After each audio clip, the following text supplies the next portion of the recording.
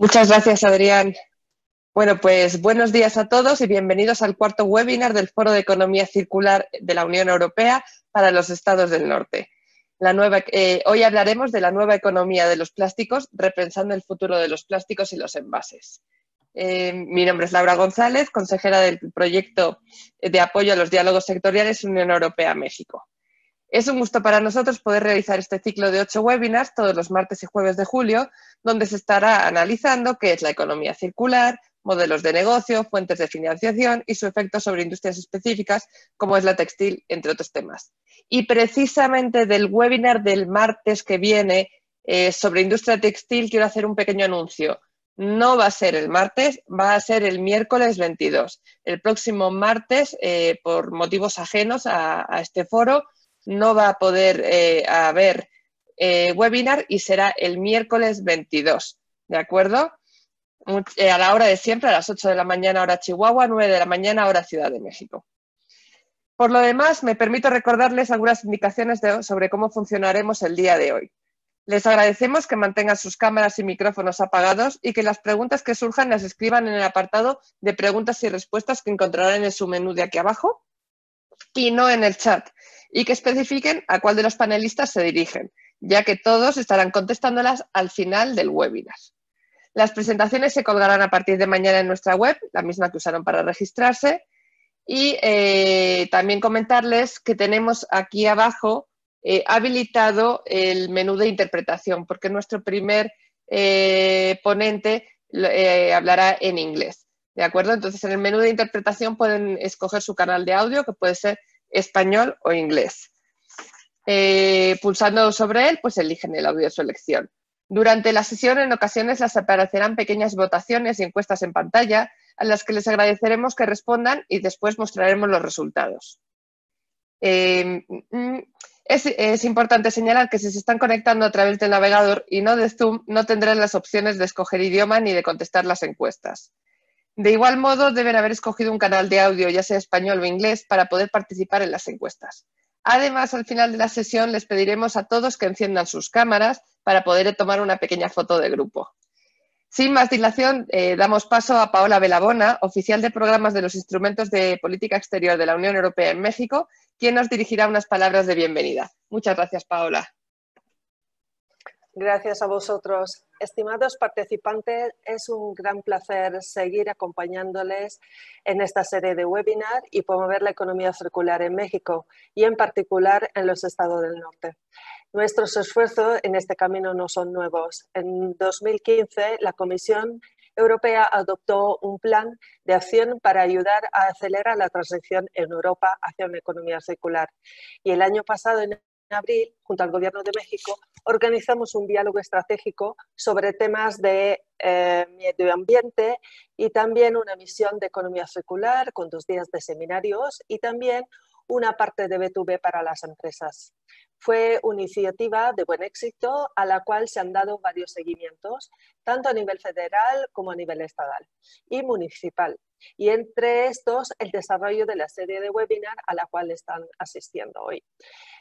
Fundamental recordar que al final de 2019, la nueva presidenta de la Comisión Europea, Ursula von der Leyen, ha decidido poner objetivos aún más ambiciosos en este camino, proponiendo su programa European Green Deal, un pacto verde europeo.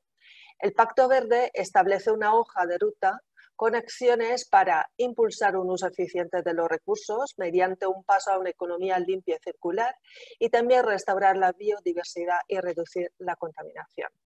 Ampliar la escala de la economía circular contribuye decisamente a lograr la neutralidad climática de aquí al 2050 y a desvincular el crecimiento económico del uso de recursos, garantizando al mismo tiempo la competitividad a largo plazo de la Unión Europea y no dejando a nadie atrás. Para su actuación, la Comisión Europea ha presentado unos planes y estrategias puntuales.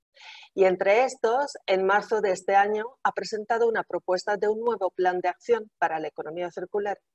Este plan se enfoca sobre nuevas iniciativas a lo largo de todo el ciclo de vida de los productos, con la ambición de hacer productos sostenibles que duren y de permitir a los ciudadanos europeos de participar plenamente a la economía circular y beneficiarse de los cambios positivos que genera. Se enfoca en diferentes sectores, de los aparatos eléctricos y electrónicos, los productos textiles, los residuos, los alimentos, sus envases y el plástico, que es el tema del webinar de hoy. Se prevé que el consumo de plástico se duplique en los 20 años próximos y si no cambiamos hábitos, procesos, políticas, en 2050 podría haber más plásticos que peces en el océano, pero de este tema hablarán en unos minutos nuestros expertos y mi colega. Permíteme solo dos comentarios. Para que la economía circular se convierta en una realidad, es importante recordar el papel fundamental que tanto los estados y las ciudades, pero las empresas mismas pueden jugar en este proceso. Por eso me complace ver crecer el interés y el compromiso en temas de economía circular en los estados del norte, que además que aportar una gran contribución al Producto Interno Bruto de México, podrían también contribuir de forma importante al cambio de paradigma de una economía lineal a una circular. Por lo tanto, permíteme agradecer a Coparmex y Canilec, y hoy en particular al ingeniero René Fonseca Medina, director general de Canilec, por apoyar y promover la realización de esta serie de webinars. Concluyo deseando a todos buen trabajo y esperando que el camino de hoy fomente un cambio real. Les agradezco y buen trabajo. Muchísimas gracias, Paola. Damos paso ahora a unas palabras de bienvenida del ingeniero René Fonseca Medina, director general de la Cámara Nacional de Industriales de la Leche, Canilec. Muchas gracias. Muchas gracias, Laura, Paola, Adrián. Pues muy buenos días a todas y a todos. Buenas tardes a quienes están en Europa. En primer lugar, a nombre de la Cámara Nacional de Industriales de la Leche, que me honro en dirigir, quiero agradecer que nos hayan distinguido con invitarnos a participar en este foro de economía circular de los estados del norte de México. Evento por demás importante, pero también diría yo muy oportuno. Saludo con mucho gusto a todos los organizadores, a los ponentes, los expertos, las agencias involucradas en el proyecto, por supuesto a Coparmex Chihuahua, a todas las empresas de nuestra Cámara que han estado participando y de manera muy especial al secretario de nuestra Cámara, al doctor Ricardo Villavicencio, que nos acompaña desde allá, desde Chihuahua. Él es a la vez nuestro presidente de la Comisión de Políticas Públicas y a él es a quien debemos en buena medida que nuestro gremio pues esté preocupado y también muy ocupado en este tema. Decía yo que es un evento muy oportuno, dado el momento que estamos viviendo en nuestro país, porque es justo ahora que se están definiendo mediante leyes y normas las reglas del juego que habremos de seguir como sociedad en lo que es en todo lo que tiene que ver con el uso, el reuso, el reciclaje, el composteo de ciertos materiales que se consideran contaminantes y hasta nocivos para el medio ambiente y un riesgo para la salud en general de todos los seres vivos. Entre todos los materiales que se utilizan con muchos fines y que terminan luego convirtiéndose en desechos y en un problema su disposición, destaca sin duda el plástico. En lo personal no deja de llamarme mucho la atención cómo un material que es tan ampliamente utilizado en todo el mundo, que a lo largo de muchos años, décadas, siglos, quizá ha venido evolucionando mucho, con muchas innovaciones, que es muy versátil, en buena medida, creo yo, por su flexibilidad y que es tan maleable este material. Resulta a la vez ser un material ahora muy cuestionado y en muchos casos hasta estigmatizado o satanizado. No se puede negar que tenemos un gran problema que nos rebasa y nos rebasa con mucho en todo lo que se refiere a la disposición final de los plásticos. Digo, y esto es muy visible, lo vemos en los ríos, en los bosques, en nuestras calles, en los mares. Y esto genera un sentimiento de incomodidad y cierto rechazo al uso de plásticos, pero que no sabemos bien a bien cómo manejar, ¿verdad? Si nos quedamos solamente con esta parte de la película, sin ver todo el asunto de manera integral, pues vamos a generar una sociedad que culpa a quienes fabrican y a quienes utilizan los plásticos, con el riesgo de que con esta visión parcial se generen posturas ideológicas en la población. Entonces, siendo muy visible y muy sentido por la población el problema de los plásticos, es evidente también y es un atractivo en la esfera política y es cada vez más común ver en los congresos que están legislando para atender esta demanda ciudadana. El problema en México es que siendo el manejo de residuos una atribución de municipios, nos estamos llenando de muchas leyes locales con distintos ámbitos de aplicación y también distintos enfoques. Algunas de ellas, la mayoría inoperables, y que no dejan de ser incentivos para temas hasta de corrupción. Es de resaltar que estas leyes locales, en su mayoría, quizá todas, tengan un enfoque hacia la prohibición del uso de ciertos materiales plásticos, sin ponderar adecuadamente si esto no está significando lo que llamamos aquí en México como darnos un balazo en el pie. Entonces, necesitamos, en primer lugar, construir una regulación federal que esté por encima de todas estas diversas leyes locales, las cuales, pues, en su momento tendrán que homologarse. Y en segundo lugar, creo que necesitamos explorar un enfoque un poco distinto, un enfoque que más que prohibir, regule la elaboración, el uso y la colecta del plástico con responsabilidades compartidas. Sí, el sector privado tiene un rol muy importante, pero también debe estar el sector público y también la sociedad. El usuario final es muy importante. Creo que un gran reto que tenemos sin duda es poder darle valor al reuso y al reciclaje de estos materiales.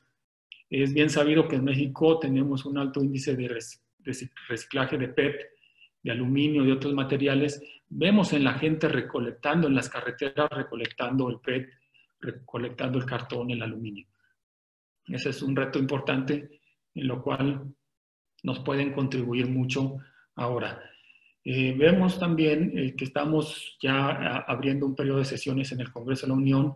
Se va a discutir los proyectos de ley federal y resulta muy relevante pues la experiencia que nos están aportando desde Europa, que nos llevan mucha ventaja en esto, no solamente en el concepto, sino también ya en la instrumentación práctica de lo que es la economía circular.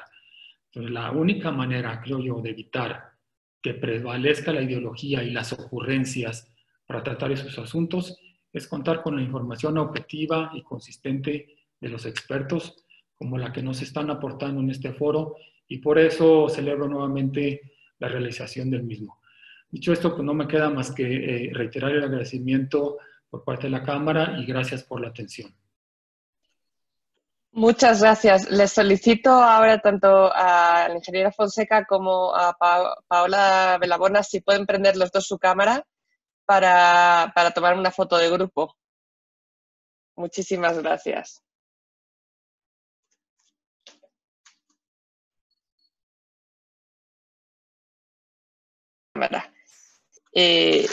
Bueno, pues a continuación vamos a contar con una ponencia con Paulo da Silva Lemos, funcionario político en la Dirección General de Medio Ambiente de la Unión Europea, que trabaja en las estrategias de plásticos de un solo uso y diseño ecológico desde 2017. Da Silva Lemos es licenciado en Derecho por la Universidad de Lisboa y es fundador y presidente de la ONG Geota, de Grupo de Zonificación y Estudios Ambientales.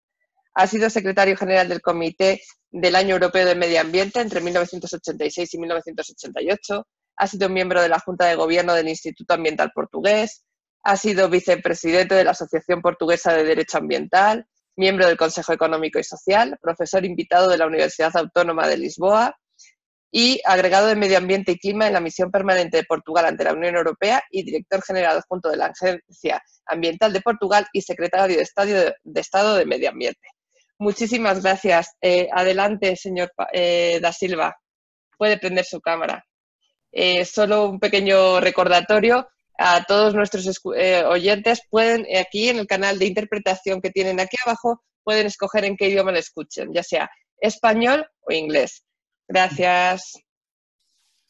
Hola, buenos días. Muchas gracias por la invitación. E agora passo ao inglês.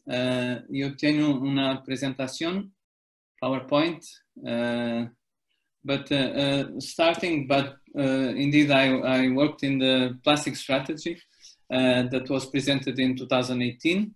The plastic strategy in the European Union had several axes of action.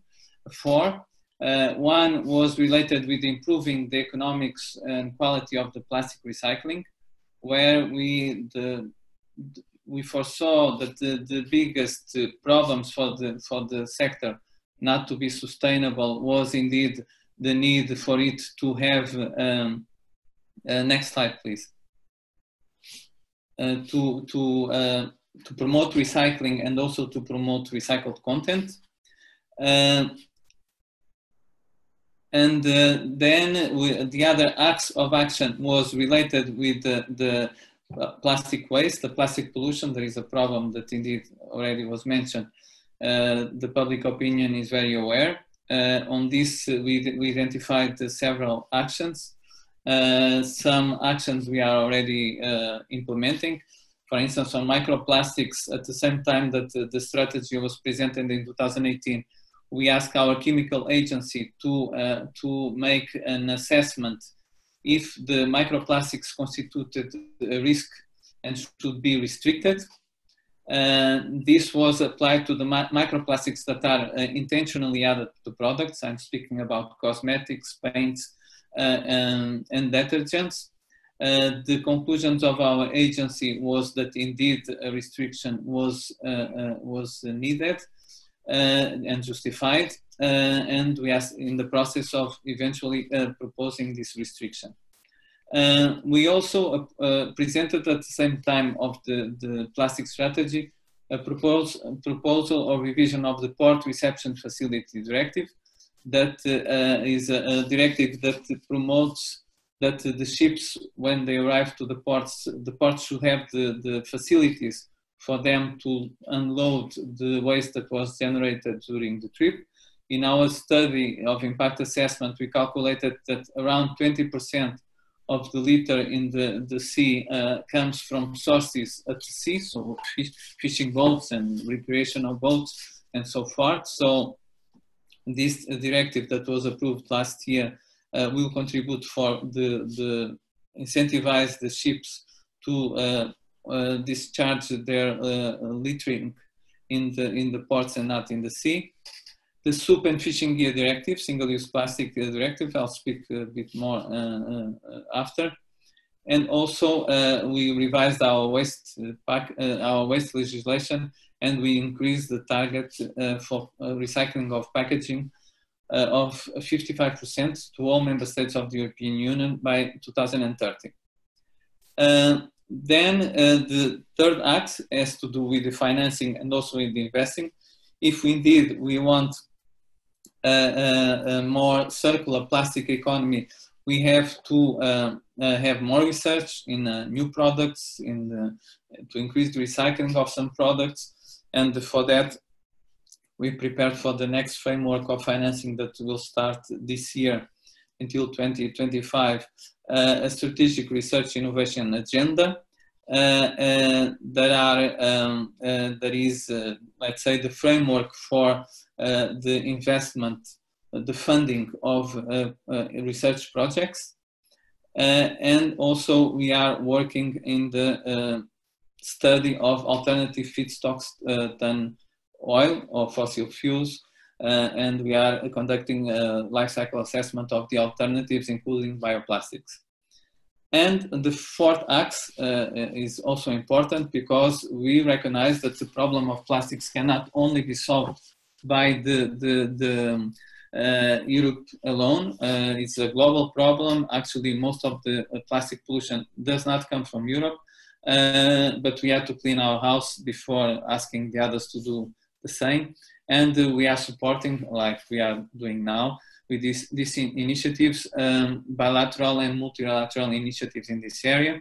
As you know, the Basel Convention already introduced some restrictions on the trade of plastics, but also we are discussing the question of a global agreement on plastics. Next slide, please. So the directive of single-use plastics and fishing gear comes from the we found in the impact assessment that indeed single-use plastics are 50% of the marine litter that is found in our coast. 50%. 80% of the marine litter that is found in the European coast is plastic, and of this 50% is single-use plastics. 27% is fishing gear in any form, small parts, big parts, and so forth. So with this directive, we are trying to address around 70% of the marine litter in the European coast. We know by the studies that we did that in most of the countries, this is also the same. Single-use plastics is indeed, and fishing gear are indeed the major problems in terms of pollution. So we identified the 10 most found items in the coast based on studies that were made, that we have a directive that makes it mandatory for member states to collect and make the inventory of the litter that is collected along the coast. Based on this, we identified the 10 most found items. They start by bottles and their cups and end up in plates and cutlery. So all these items will be addressed in the directive. The directive was approved. Next slide, please. The directive was approved in 2019, so it was published. It was approved in a record time in the Parliament and in the Council, European Parliament. We are addressing in different ways different items. The main criteria was indeed the question of, are there available and more sustainable alternatives in the market? The available includes also the question of economically available, meaning that people can afford the alternatives. And for these ones, we decided to promote alternative and less harmful products and reuse. And for these products from 2022, they will not be allowed in the market. So the items are here. So cotton buds of plastic, straws, stirrers for the coffee, plates and cutlery, but also balloon sticks made of plastic. For other products, we are speaking about food containers, cups for coffee or water, balloons, hygienic products, wet wipes, cigarette butts. We have different measures according with the studies that were made. The most efficient measures that go from increase of the extended producer responsibility to these products, but also increase of the obligations and the costs of the extended producer responsibility by, for instance, also including in the costs of littering, meaning that for the moment the extended producer responsibility is paid by the producers when they put, for instance, a plastic bottle in the market, but the costs that are calculated are costs for the waste management that go from the moment they are put in the bin until the moment they are in principle recycled or have other solution like landfilling or burning. We include in this cost also the littering, because the littering is also provoked by these items, and who is paying for the littering, for collecting the litter, is the municipalities, the companies, well, all of us. And so this was also included. We have ambitious collection targets for bottles, for instance, 90% by 2029. The member states have to report a collecting of bottles, beverage bottles, of 90% by 2029.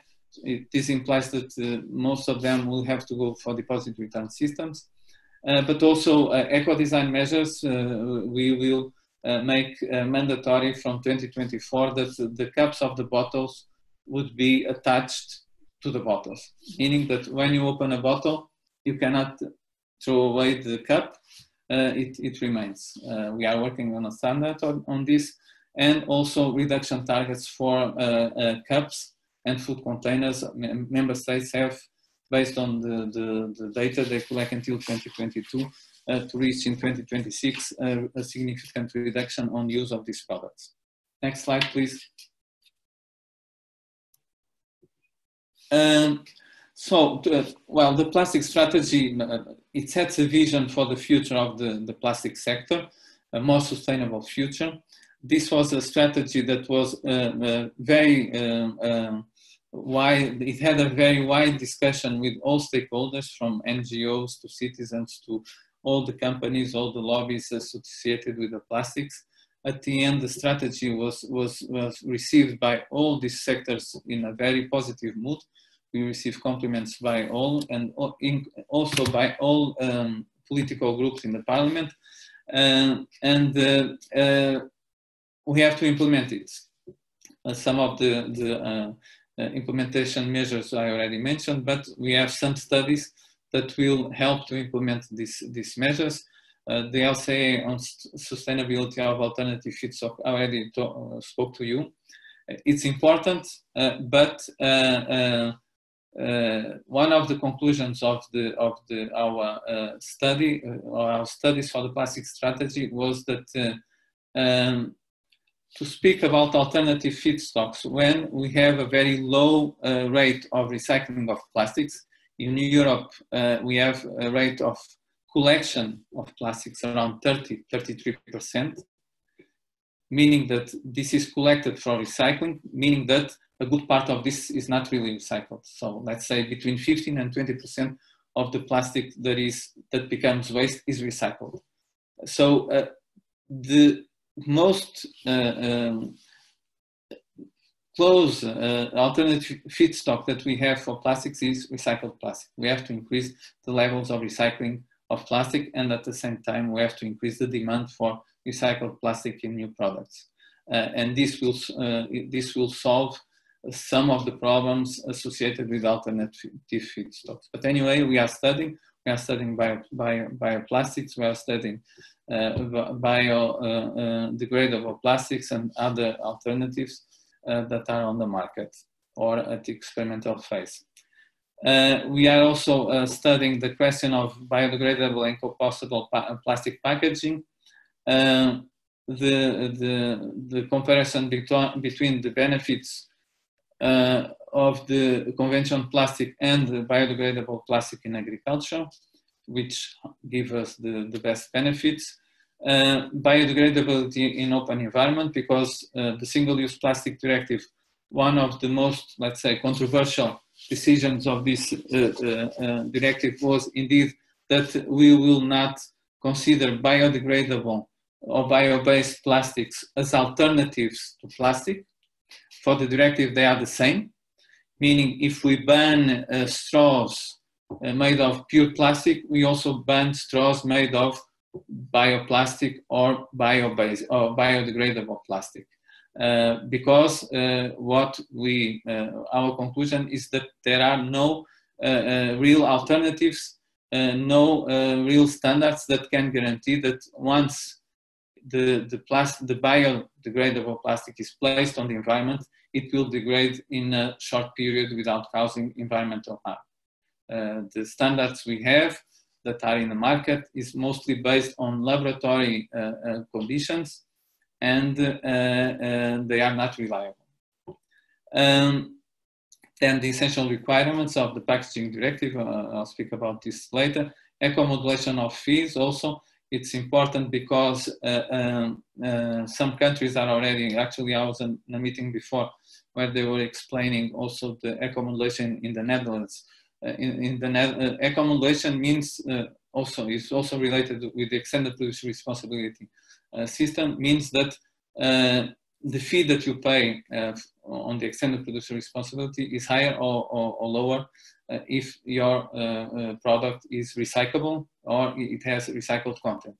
The difference, for instance, in the Netherlands is you pay 30 cents per kilo and if it's recyclable, and 64 cents per kilo, I think, if it's not recyclable. So it's quite a difference, and it's an incentive for promoting recyclability. But as you know, also one of the key targets of the plastic strategy is that by 2030, all packaging that is put on the market on the European market has to be either recyclable or reusable. The implementation of the Single-Use Plastic Directive, I also speak about this. Microplastics, I'll also speak about this, and bio-based plastics the same. Next slide, please. In the meantime, we had last year, the end of last year, the European Green Deal approved, and in March of this year, the Circular Economy Action Plan is the new Circular Economy Action Plan, because we had a Circular Economy Action Plan in 2015 that already considered plastics a priority sector to address. That's why we did the plastic strategy. And this new Circular Economy Action Plan, after the, let's say, the fulfillment of the targets of the first, sets new targets and new areas to address. Next slide, please. So we have 35 actions foreseen in the Circular Economy Action Plan.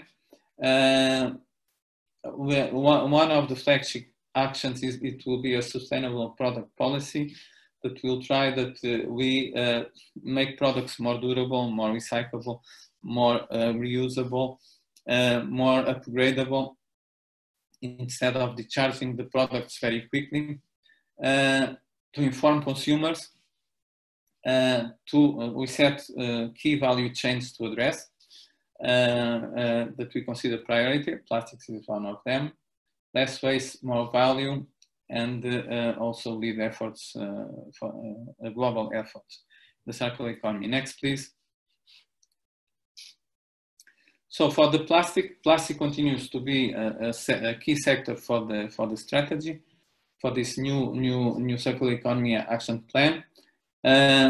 We will consider mandatory requirements for recycled content and waste reduction measures in the future.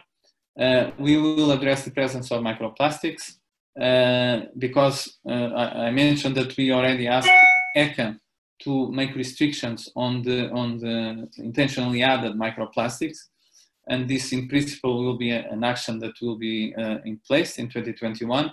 But as you know, the biggest quantity of microplastics in the environment come not from intentionally added, but from unintentionally generated by the use of the products like textiles, like tires, and also pellets. We'll try to set a policy framework for biodegradable and bio-based plastics, meaning when do we indeed need that the plastics are biodegradable, because in a logic of circular economy, we don't want to throw away the product even if it's biodegradable. We want to use it again or continue to use it for a long time, or to put it back in the economy through recycling. And the implementation of the Single-Use Plastic Directive. Next from. One of the actions that was foreseen in the plastic strategy to reinforce the demand for recycled plastic was a pledging campaign. When we did the plastic strategy, we had two options: either to go for mandatory requirements of recycled content across the board for all sectors, or to try to challenge the industry to come up with pledges. We set a vision. We said we want 10 million tons of recycled plastic in new products by 2025. And we asked the industry during 2018 if they would come out with pledges that would reach this target. On the supply side, meaning the recyclers said, well, we can even recycle more. We can recycle around 11 million tons by 2025. But on the demand side, there was only 6.4 million tons, meaning that we had a gap. And for that, we decided to create a Circular Plastic Alliance. That is an association between the Commission and involving the major stakeholders in the value chain, including some countries also, to try to establish a dialogue between the value chain. Because what we found is that this low pledging, it had also to do with the lack of dialogue in the value chain.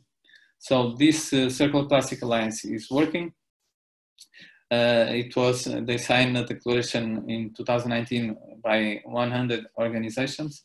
Now, last time I heard that there are already 220 organizations signing this. They are working very hard to find what is the best way to reach this target, and we are confident that they will reach it. Next, please. But the Circular Economy Action Plan says that we will consider the possibility of going for mandatory. Actually, in the pledging campaign, we said, well, we go for this voluntary approach, but we don't discard the possibility of the Commission proposing mandatory targets on recycled content. Next, please. On microplastics, I more or less explained already. We have on one side cosmetics, detergents, and paints that we'll do through our chemical agency, our chemical legislation, also the REACH legislation.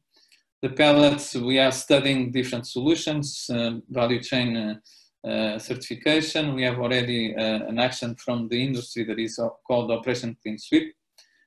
On tires, we are working in this industry on a standard on tire abrasion, but we also will do a study to see other solutions apart from the standard that go all along the value chain of plastic, starting with eco-design, with new products, and also how to capture the emissions, how to reduce the emissions, because according with studies from industry, around 40% of the emissions of the microplastics from tires has to do with the behavior of the driver. So going very fast, braking very fast, also with the state of the road. So there are many solutions that have to be tested.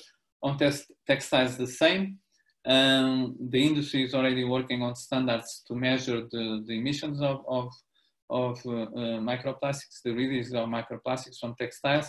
But we will study also in this study on microplastics that we are launching other solutions, starting with eco-design also. So meaning products that are more consistent, that release less microplastics, changes in the value chain and in the work, in the production facilities, for instance, the pre-washing is said that can take a lot of microplastics. And we are also studying the question of microplastics in water, the impacts they have in the waste water treatment facilities. Next slide, please. On biodegradable, well, I already said more or less what we are going to do. We have also a study by the chief scientific advisors of the Commission to tell us what they think scientifically about the role of biodegradable, because it's a very contentious question. Next slide, please. The single-use plastics, the directive is from 2009. It will enter in force in 2021. But in the meantime, we have to do a series of implement what we call the implementing acts, guidelines, also standardization. I already spoke about the attached caps, but also we are doing a standard on the circularity of fishing gear, how to promote that fishing gear is not discharged in the sea, is taken back to the coast, and is used again in new applications when it ends its useful life. Next slide, please. We will do a very interesting initiative in the area of the environment. That is on green claims, because for the moment anybody can say whatever they want about the environmental qualities of their products. They are not required, unless they are under some label like eco label or other products, to follow rules to prove that they are indeed more ecological than the others. But with this initiative, we will make the companies that want to claim that they are green to consubstantiate these claims with a methodology that was developed by the European Commission. There is the product environment footprint. There is, let's say, an upgraded LCA, and that will indeed make more verifiable these claims for the consumers. Next slide, please.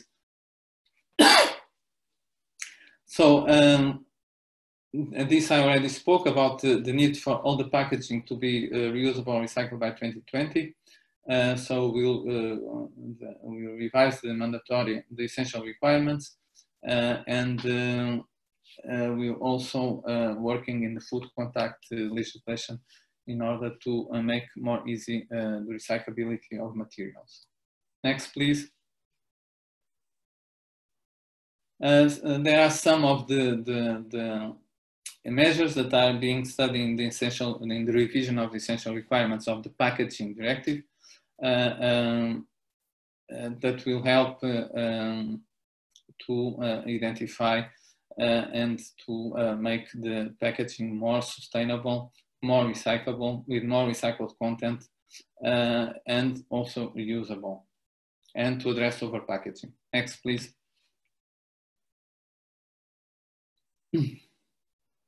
So another important strategy that we are working is the toxic-free environment.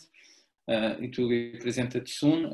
It's a strategy that will try to address the question of contamination and the question of use of certain substances that could be harmful for the health, and how to avoid this. Well, I already spoke about DPR schemes and the fee modulation. Next, please. We are also proposing, it was not yet approved, we hope that will be soon, in the new budget of the Commission, that the Commission will have another source of income, that is the own resource levy on the amount of non-recycled plastic packaging. They call it the tax, the plastic tax, but well, legally it's not a tax. It means that the member states will have to pay more per plastic that is not recycled. The more they recycle plastic, the less they pay for this tax. The less they recycle plastic, the less they will pay. The more they will pay. And we are working on a global agreement on plastics. I already mentioned this. Thank you very much. I think I spoke too much.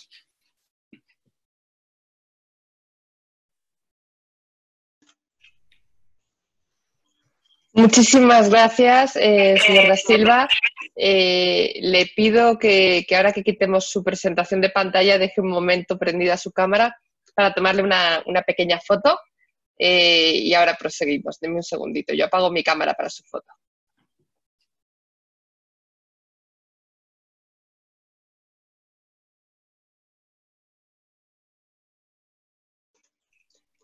Perfecto, muchísimas gracias.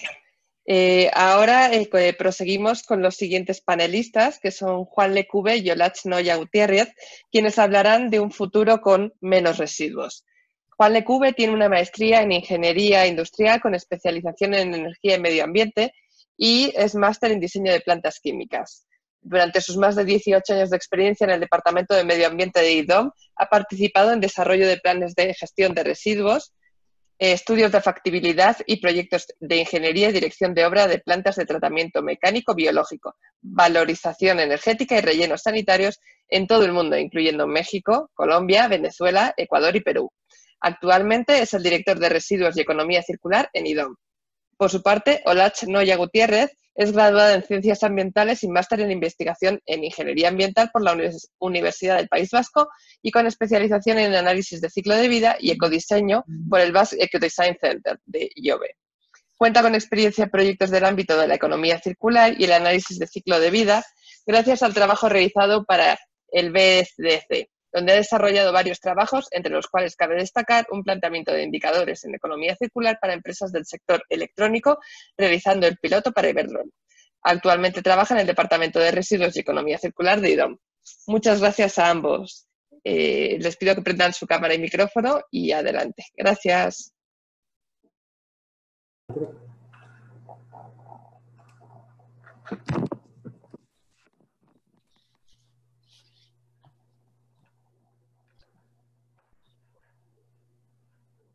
¿Se me escucha? Buenas tardes. Perfecto. Bueno, buenos días México, buenas tardes en España.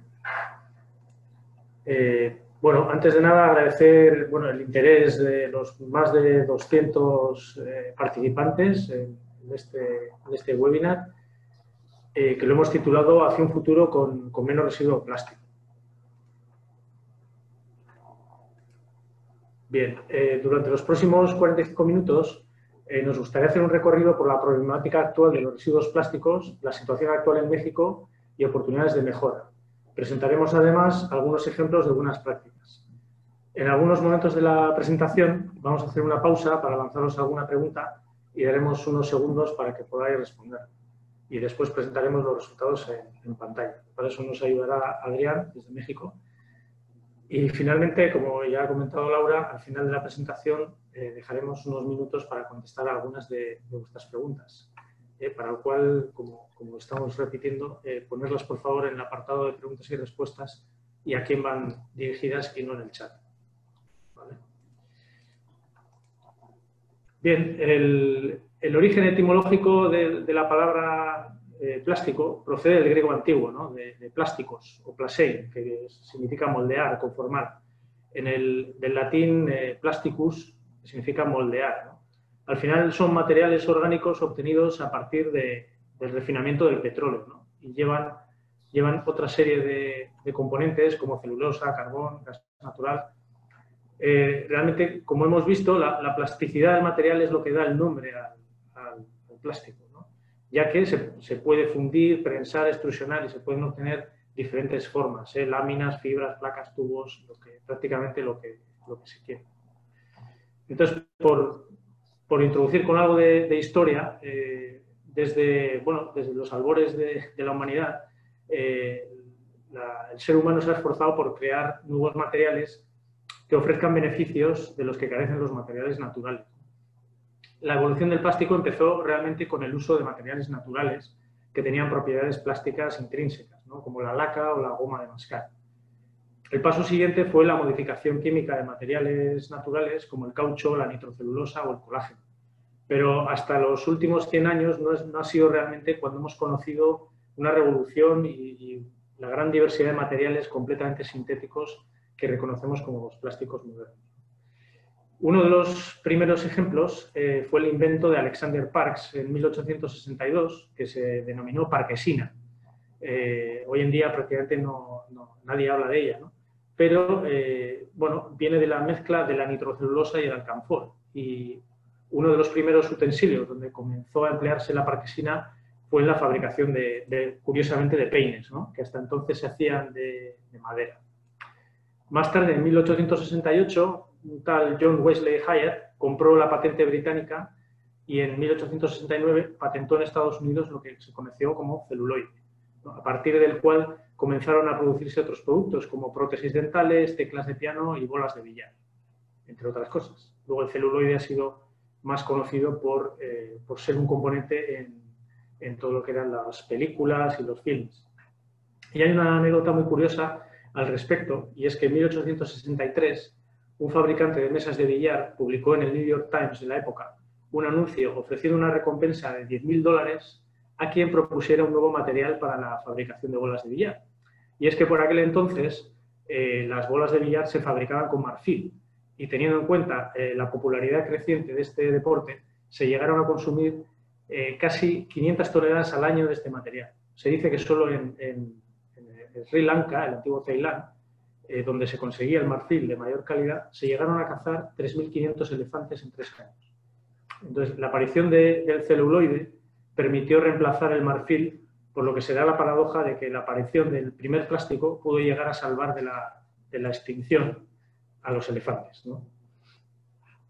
Años después, el policloruro de vinilo, lo que conocemos como PVC, fue polimerizado por primera vez, y un avance fundamental tuvo lugar en 1907, cuando el químico Leo Baekeland creó la baquelita, que fue el primer plástico fabricado en serie realmente sintético.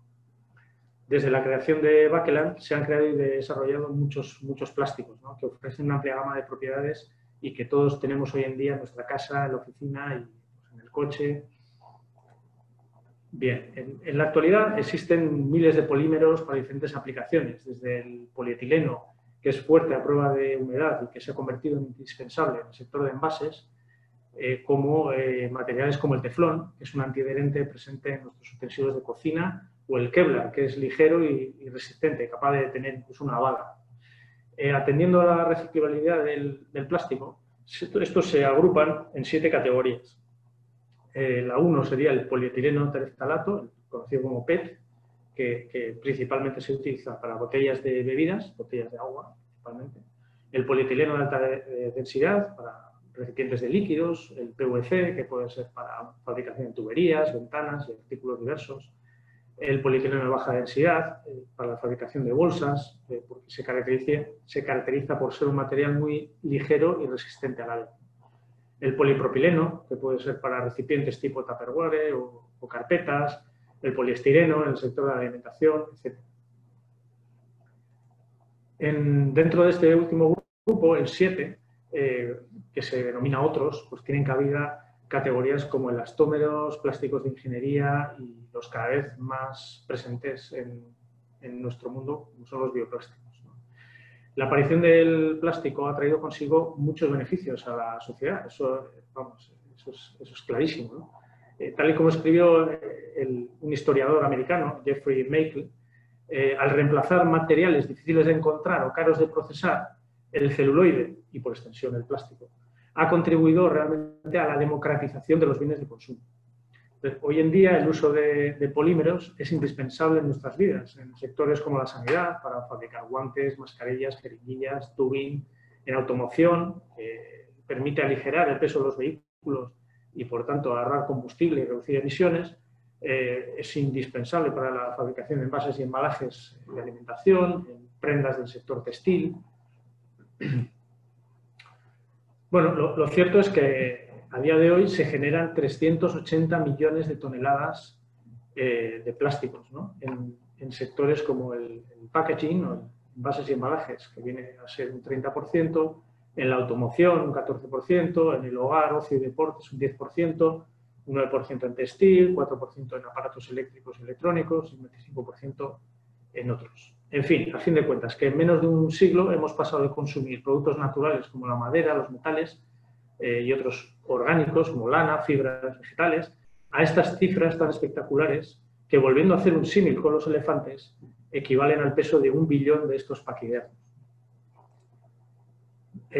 Bueno, y ahora, como os he comentado al principio, queríamos poneros una pregunta. No sé si, Adrián, puedes poner en pantalla ¿cuánto tiempo se tarda en beber un botellín de agua, ¿no? O sea, realmente pensémoslo, ¿cuánto tardamos? Si tenemos mucha sed, pues menos de 1 minuto. Si nos lo tomamos con calma, pues puede ser 5 minutos. Pero ¿cuánto tiempo se tarda en descomponer esta botella de PET en el medio ambiente, ¿no? O sea, tenemos ahí, no sé qué opináis, si 150 años, 300 años, 450 o 600 años, ¿no?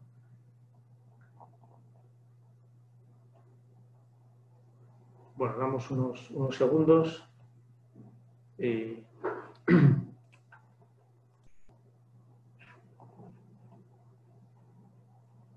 La gente está contestando, ya va más de la mitad de las personas. Igual damos unos 10, 15 segundos más.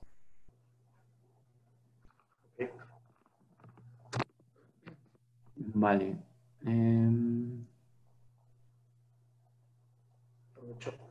Bueno, cerramos dentro de 10 segundos la pregunta. Si nos pueden ayudar contestando para hacer la encuesta rápida.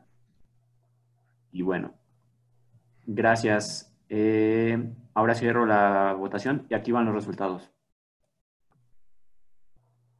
Bien, están bastante equilibrados. La mayoría ha dicho 150 años. Después dicen 450, 600, 300... Bueno, ahora vamos a verlo, ahora vamos a contestar. Vamos a ver. Entonces, ahora os voy a mostrar en pantalla la respuesta, ¿vale? Hablábamos hace un momento de lo indispensable del plástico en nuestra economía y quería mostraros algunas cifras. Fijaos, 1 millón de botellas de plástico son compradas cada minuto en el mundo. 13 millones de barriles de petróleo se destinan a la producción de plástico cada año. Y atención a las siguientes estimaciones de tiempo de descomposición de materiales en la naturaleza. Aquí tenemos en el medio, no sé si lo ven, la botella son 450 años, ¿vale? O sea, la bebemos en unos minutos y tarda 450 años en descomponerse, no está mal. Y quería poner al final del todo, quería poner la atención en esas anillas que sirven para las latas de los packs de 6 latas de Coca-Cola o cerveza, que también tardan 400 años en descomponerse, y mientras que la variante, digamos, más biodegradable, pues puede llegar a descomponerse en 6 meses, ¿no? De ahí la importancia también del ecodiseño, del que hablará mi compañero Lach más adelante. Algunas cifras más: 10% de todos los desechos generados por los humanos son residuos plásticos, 50% de los plásticos que consumimos son de un solo uso. Coincide con el dato que daba Paulo, que el 50% de los desechos que aparecen en nuestras playas son de un solo uso. Hasta 5.000 millones de bolsas plásticas se utilizan cada año. Luego el 90% del agua embotellada y el 83% del agua de grifo ya contienen microplásticos, ¿no? Esto es un dato bueno, pues que lo hemos sabido solo últimamente, cuando se ha investigado qué está pasando, ¿no? con esos plásticos que se van degradando y van cada vez más colonizando nuestro medio ambiente. 13 millones de toneladas de plástico se vierten en el océano cada año, y 100.000 animales marinos mueren a causa del plástico cada año. Bueno, no quiero seguir dando más cifras, simplemente, bueno, está clarísimamente, el plástico tiene mucho beneficio, o aporta mucho beneficio. Ya lo decía también el historiador que comentamos anteriormente, que ha servido para democratizar muchos sectores la economía, pero igual nos hemos pasado, ¿no? No estamos haciendo igual un uso indiscriminado del mismo. Igual es momento de ponerle ciertas restricciones o limitaciones. Entonces, veamos, a ver si podemos hacer algo para revertir esta tendencia, ¿no? Entonces, se puede abordar la búsqueda de soluciones a esta problemática en varios niveles, ordenando según la jerarquía conocida de gestión de residuos, ¿no? Empezando, en primer lugar, priorizamos la prevención, ya que el residuo que no se produce no requiere de un tratamiento posterior. Por tanto, se debe evitar a toda costa generarlo. Y ahí hemos puesto ahí una imagen que ilustra claramente este concepto, ¿no? Realmente es necesario embalar un plátano, además un único plátano. Bueno, pues yo tengo mis dudas. En todo caso, si no se puede prevenir la generación del residuo, al menos entendemos que se debe tratar de favorecer la reutilización. Aquí hemos puesto una imagen de unas botellas de PET que se han reutilizado como tiestos, ¿no? Como tiestos para plantas. Y aquí la creatividad y la imaginación no tiene límites, ¿no? Si se ha agotado ya el ciclo de reutilización de un material, entendemos que se debe tratar de reciclarlo. En este caso, bueno, se muestran también unos copos de plástico que pueden ser reciclados mediante reciclaje mecánico, que ya hablaremos un poco más adelante. Finalmente, si no se puede reciclar un material, entendemos que antes de eliminarlo en un relleno sanitario, si es que acaba en un relleno sanitario, porque muchas veces acaba en el océano o acaba en un botadero, entendemos que se puede obtener una energía, y un calor y una electricidad de ese residuo, ¿no? Entonces, bueno, aprovechando que estamos ahora mismo todos con esta pandemia global, pues quería haceros esta pregunta, ¿no? A ver si sabéis cuántas mascarillas de un solo uso se consumen actualmente al mes en el mundo. A ver si ahí vienen algunas cifras que nos ha puesto Adrián: 8 millones, 10 millones, 12 millones, 15 millones. A ver si acertáis.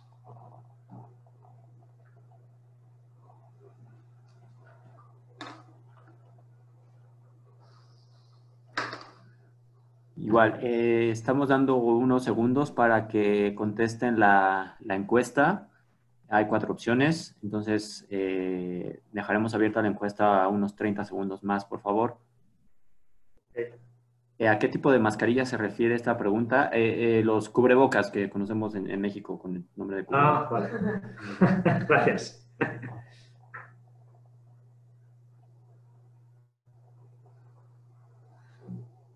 Vale, entonces dejaremos la encuesta a unos 10, 15 segundos más, por favor.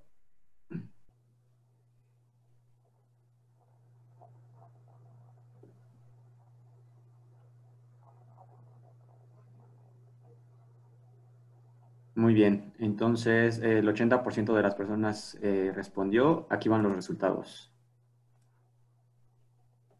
Bueno, aquí ha ganado por mayoría 15 millones de mascarillas al mes. Yo creo que todo el mundo ha ido al valor más alto. Bueno, realmente, según la información que manejamos, son 10 millones de mascarillas al mes, pero bueno, en cualquier caso es una barbaridad, ¿no?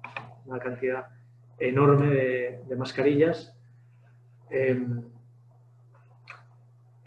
hecho, en 2018 los plásticos de un solo uso representaban el 46% de los plásticos totales a nivel global, pero con la pandemia esta cifra seguramente pues se ha disparado aún más, ¿no? Estas mascarillas, la mayoría son de estas quirúrgicas, las mascarillas o cubrebocas. La mayoría de ellas son de un solo uso y son las que llaman quirúrgicas, están fabricadas de polipropileno o polietileno, y la verdad es que el 99% termina en un relleno sanitario o son incineradas, siempre y cuando pues, exista una planta de valorización energética que pueda hacerlo, ¿no? Con los consiguientes gases de efecto invernadero, compuestos, bueno, emisiones de todo tipo de compuestos, y un 1% termina en el medio natural. La verdad es que cada vez se ven más mascarillas tiradas en la calle o que han salido volando y se ven por todos sitios. Yo creo que esto no es nuevo, pero creo que ya en todos los países ha habido muchas personas que se han movilizado y bueno, pues hay todo tipo de diseños hechos con diferentes telas y con filtros que permiten pues, varios lavados y permiten la reutilización, ¿no? de las mascarillas, ¿no? Entonces esto queríamos mostrarlo como un ejemplo muy sencillo de prevención, ¿no? De reducción de esos plásticos de un solo uso, que en realidad lo vemos ya en nuestras calles, es una realidad. Bien. Quería además, a continuación, queríamos poner un breve vídeo. Vamos a ver si consigo.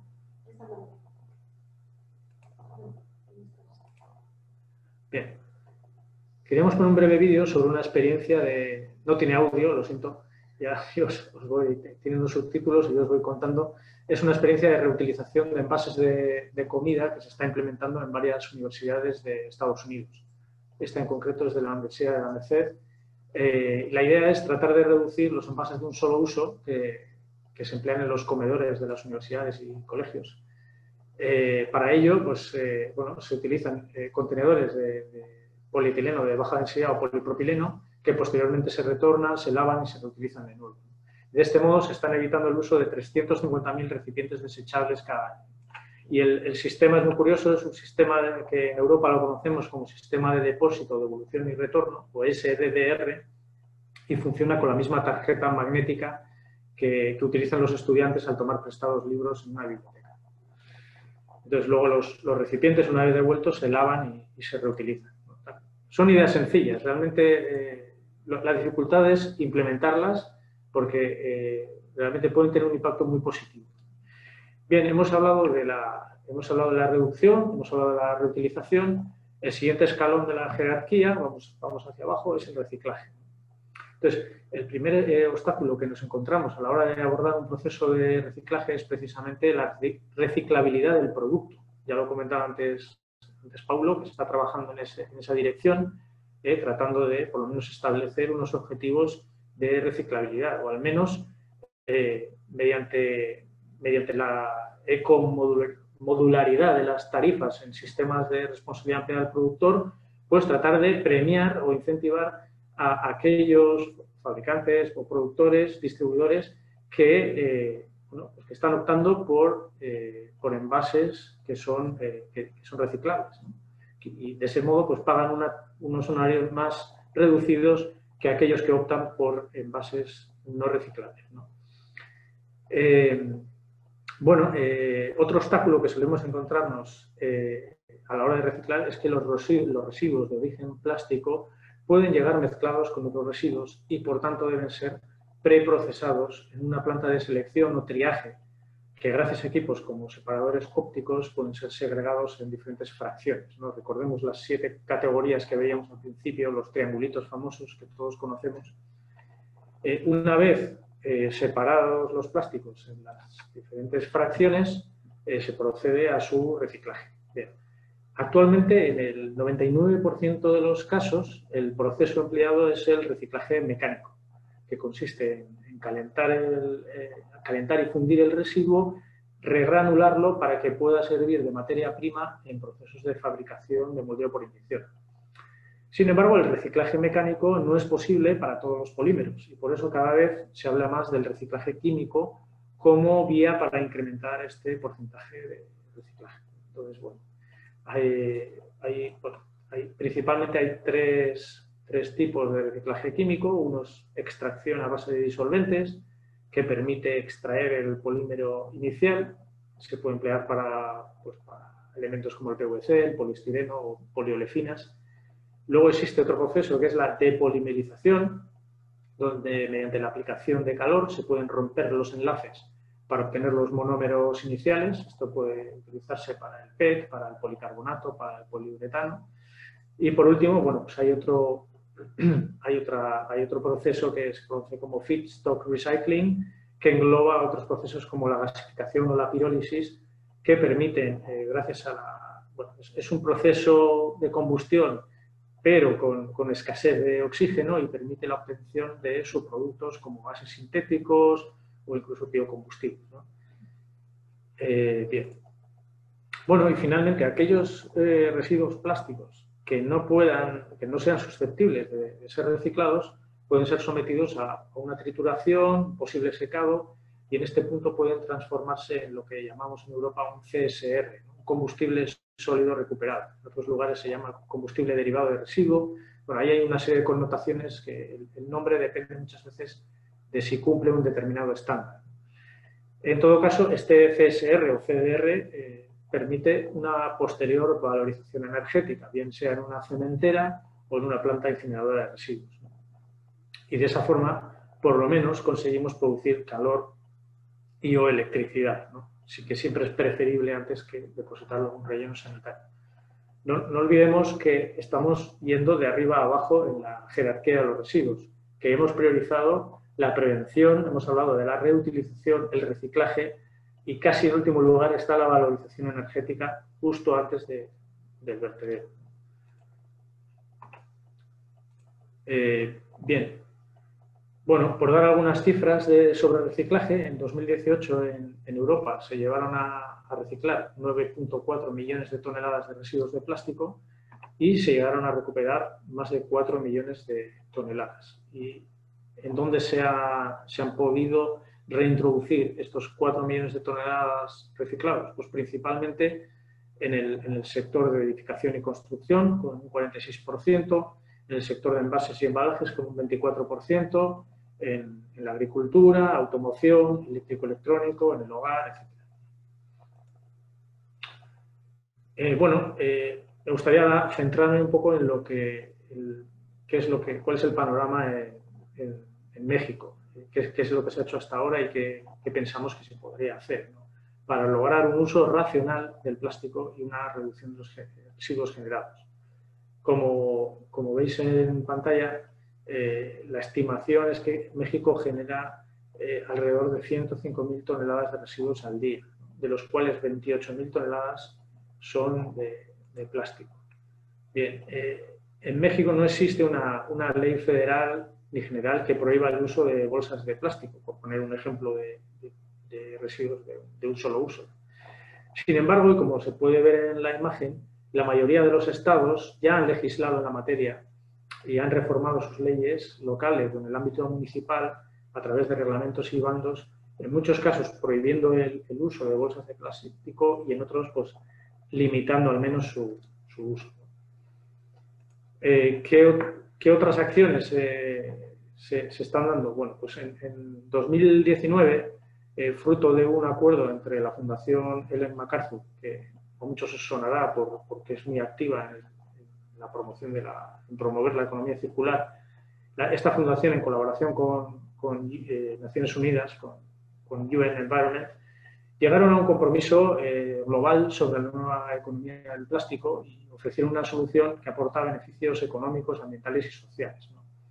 A raíz de esta colaboración, en diciembre de 2019, se establece un acuerdo en México para incrementar la recogida de plásticos, la recogida en envases de PET e incrementar el reciclaje.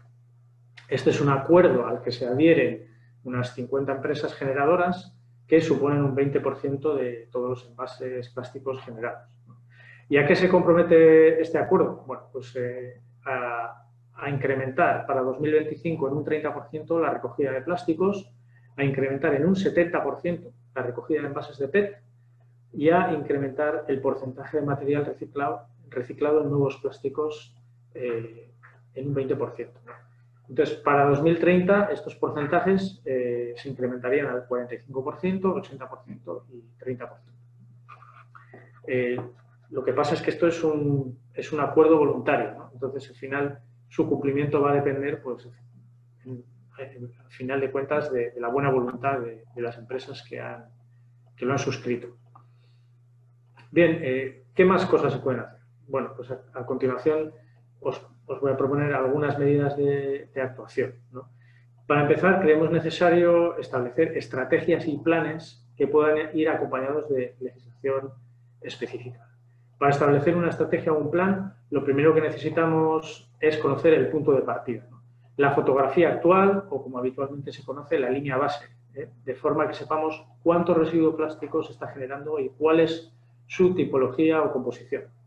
Una vez sabemos de dónde partimos, es necesario saber a dónde queremos llegar. ¿Cuáles van a ser los objetivos de reducción, de reutilización, reciclaje, valorización y eliminación?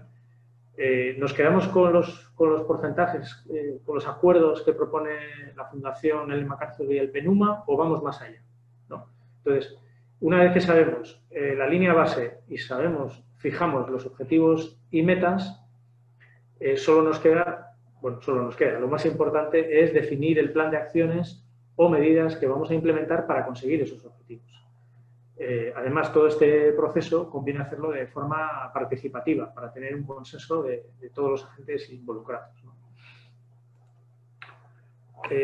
Bueno, ya hablando de planes y estrategias, y aunque ya se ha hablado sobre este tema en sesiones anteriores, creo que es necesario redundar en ello, y es que la redacción de estos planes y estrategias no puede hacerse sin hacer un planteamiento que considere una transición del modelo lineal a un modelo de economía circular, ¿no? Ese cambio de paradigma donde se minimicen el consumo de materia prima y se reduzca la eliminación de residuos en relleno sanitario y se maximice la recirculación interna de la materia prima y se favorezca la eficiencia energética de los procesos.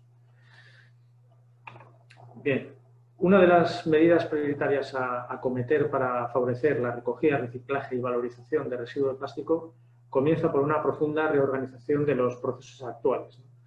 Y la gestión de esa reorganización debe ser liderado por un organismo, preferiblemente sin ánimo de lucro, que autofinancie la cadena de suministro impulsando la industria del reciclaje y la creación de empleo formal. Estamos hablando claramente de la responsabilidad extendida del productor. Como saben, ya en el 2003 México promulgó la Ley General para la Prevención y Gestión Integral de los Residuos. Posteriormente, en 2006, se aprobó el reglamento y en 2009 el Programa Nacional para la Prevención y Gestión Integral de los Residuos. Bueno, el sistema en México se basa en la prevención y gestión integral de los residuos a través de la responsabilidad compartida. La responsabilidad compartida es el principio mediante el cual se reconoce que los residuos sólidos urbanos y de manejo especial son generados como consecuencia de querer satisfacer las necesidades de la sociedad. De tal forma que su manejo integral es una responsabilidad social en su conjunto y requiere la participación de todos los agentes, ¿no? Desde los productores, los distribuidores, los consumidores, los usuarios y los 3 órdenes de gobierno. Bajo el esquema de responsabilidad compartida, la gestión de residuos en México es realizada y financiada por las municipalidades. Es opción del ciudadano dar una propina voluntaria de aproximadamente 45 centavos semanales, me refiero a centavos de dólares americanos, ¿vale?, por este servicio en apoyo a la municipalidad. La financiación correspondiente a los demás actores se consigue mediante incentivos definidos en la ley. Obviamente, al no ser un sistema obligatorio, pues no es efectivo, no llega a autofinanciarse. Además, bueno, la ley le falta concreción, tiene muchas imprecisiones y evasión de responsabilidad de los actores involucrados, ¿no? Entonces, digamos que yo creo que toca una revisión en profundidad de este sistema si es que realmente se quiere ir un poco más allá. Otro aspecto crítico para favorecer, en este caso, el reciclaje de residuos plásticos es clarísimamente separarlos en origen, evitando la mezcla con otros residuos que porque sean más húmedos, orgánicos o que sean residuos peligrosos, dificultan después la separación a posteriori, la separación y reciclaje. En este sentido, ya en Ciudad de México ya se encuentra implementando un sistema de recogida selectiva de residuos inorgánicos reciclables, cuya posterior separación en fracciones es relativamente sencilla porque se pueden utilizar equipos como separadores balísticos o separadores ópticos que nos clasifican perfectamente las diferentes tipologías de plásticos. Bueno, y a continuación voy a ceder la palabra a mi compañera Olach Noya, que nos va a hablar de otras medidas que se pueden adoptar para alcanzar estos objetivos y metas de estrategias y planes. Hola, buenos días. ¿Has quitado? Vale. Yo voy a pasar a explicaros otras oportunidades que hemos encontrado apropiadas pues, para mejorar la estrategia de los plásticos en México. Entre ellas, puedes pasar. Vale. Entre ellas tenemos la parte de diseño. Esta estaría más dirigida a nivel empresa, en donde tendrían que centrar su atención en el diseño. Entre el diseño, últimamente una palabra que está muy de moda o que se oye cada vez más es el ecodiseño. Pero ¿en qué consiste el ecodiseño?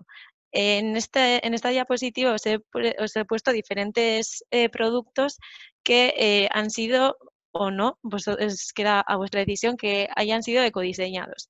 Por ejemplo, tenemos las latas, una botella que le han cambiado la forma, tenemos el cepillo de dientes con el cabezal intercambiable y una propuesta diferente pues, para las anillas de las latas. Yo, viendo esta imagen, podría decir que los dos de la derecha, es decir, las latas y las botellas, diría que son ecodiseñadas por el simple hecho de que se mantiene el material, lo único que se reduce, pero podría poner en duda las otras dos, que a priori se podría decir que son ecodiseñadas, pero creo que necesitamos más información para definirlo. Por ejemplo, voy a irme muy al extremo. En el caso de las latas, se supone que si eliminamos el plástico de las anillas y pasamos a un sistema pues, de cartón o algo biodegradable, va a ser mucho mejor. Pero, y si tenemos en cuenta de dónde viene ese material, imaginaros que pasamos de ese plástico al papel y ese papel, en vez de producirlo en el propio país, lo traemos de fuera, de un bosque. Y de todas las latas que consumimos, pues hacemos que desaparezca ese bosque con todos los animales que viven ahí. Entonces, al final, con esto lo que quiero decir es que hay que tener un poco en cuenta pues el impacto que puede tener lo que hay detrás de producir esas anillas. Entonces, para ello sí que existen estrategias que te ayudan a medir qué impacto va a tener la producción de ese producto o también incluso para servicios y así poder decidir en qué puedes reducir o mejorar tu producto para que realmente sea ecodiseñado. Pasa al siguiente.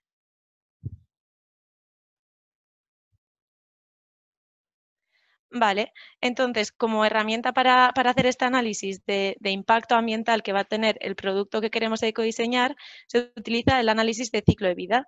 ¿Qué es el análisis de ciclo de vida? Pues es un sistema que te permite calcular el impacto ambiental de un producto durante todas las etapas de su vida, es decir, desde la extracción de los materiales hasta su eliminación, pero no solo de forma lineal, es decir, no solo de la extracción, la fabricación, el uso y la eliminación, sino que también de forma transversal. Es decir, se tienen en cuenta durante todo el proceso las entradas que normalmente vienen referidas, suelen ser energía y materias primas, y salidas que suelen ser residuos y emisiones al aire. Por ejemplo, para poneros un ejemplo para que lo veáis claro, en la parte fabricación no se tiene en cuenta solo las emisiones que puede generar la fabricación de un producto o los residuos que se puedan generar en su producción, sino que, por ejemplo, se tiene en cuenta la construcción y la demolición de la propia fábrica. Y esos impactos van asociados al producto. Entonces, teniendo en cuenta todos los impactos que puede generarse al producir un producto, es el dato que nos va a servir para valorar si lo reducimos o no. Vale, pasa a la siguiente diapositiva. Vale, pero los impactos son muchos y no todos los productos van a tener impactos en la misma categoría. Es por ello que se definen diferentes categorías ambientales. Estas categorías son 15, aquí os muestro algunas de ellas, como pueden ser el calentamiento global, la ecotoxicidad del agua, disminución de los recursos hídricos, la toxicidad humana, eutrofización. Bueno, como podéis ver, son muchas y generalmente son conocidas. ¿Y por qué es importante hacer esta clasificación de las categorías? Pues porque, por ejemplo, si queremos hacer un papel, vamos a necesitar extraer o coger árboles de la naturaleza y para eso va a tener un mayor impacto en el uso de suelo, por ejemplo, pero igual tiene menos impacto en la radiación. Pero ¿qué pasa si cogemos el uranio? Pues, por ejemplo, en ese caso, el impacto sería mucho mayor en radiación. Entonces, por eso es importante tener una clasificación de diferentes categorías de impacto. Estas categorías de impacto, como ya os he dicho, nos van a servir para medir el impacto ambiental de nuestro producto y poder tomar decisiones sobre él. Pasa a la siguiente. Vale, ahora os voy a hacer una pregunta. Al igual que os ha hecho Juan, os saldrá en la pantalla y la pregunta es, si comparamos estos tres tipos de bolsas, una de polietileno, una de polipropileno y una de papel, ¿cuál de ellas creéis que va a tener un mayor impacto ambiental? Un menor, perdón. Vale, la pregunta está disponible. Por favor, si nos apoyan respondiéndola, vamos a dar unos 30 segundos más para cerrarla y presentar los resultados, por favor.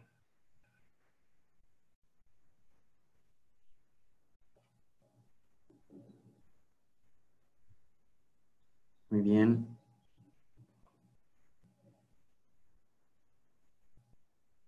Vale. Damos 10 segundos más para contestar la encuesta y cerramos.